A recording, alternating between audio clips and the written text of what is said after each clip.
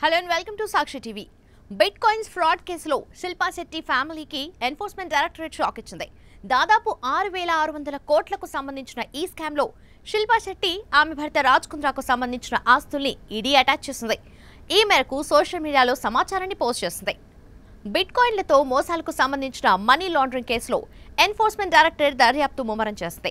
ఇందులో భాగంగానే ప్రముఖ నటి శిల్పా శెట్టి దంపతులపై ఈడీ చర్యలు చేపట్టింది.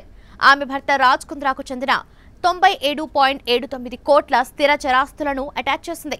ఇందులో జూహులోని ఓ నివాస ఫ్లాట్ శిల్పా శెట్టి పేరు మీద ఉన్నట్లు తెలిపింది. దీంతో పాటు పూణేలోని ఓ నివాస బంగ్లాతో పాటు రాజ్ కుంద్రా పేరు మీదున్న ఈక్విటీ షేర్లను అటాచ్ చేసినట్టు వెల్లడించింది.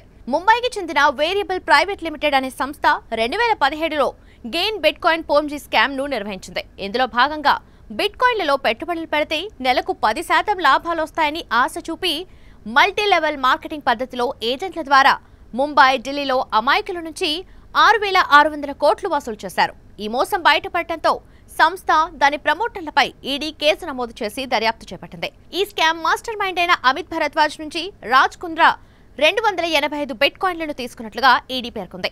వీటితో యుక్రెయిన్లో బిట్కాయిన్ మైనింగ్ ఫామ్ ను ఏర్పాటు చేయాలని రాజ్ కుంద్రా ప్రణాళికలు చేసినట్లుగా తెలుస్తోంది.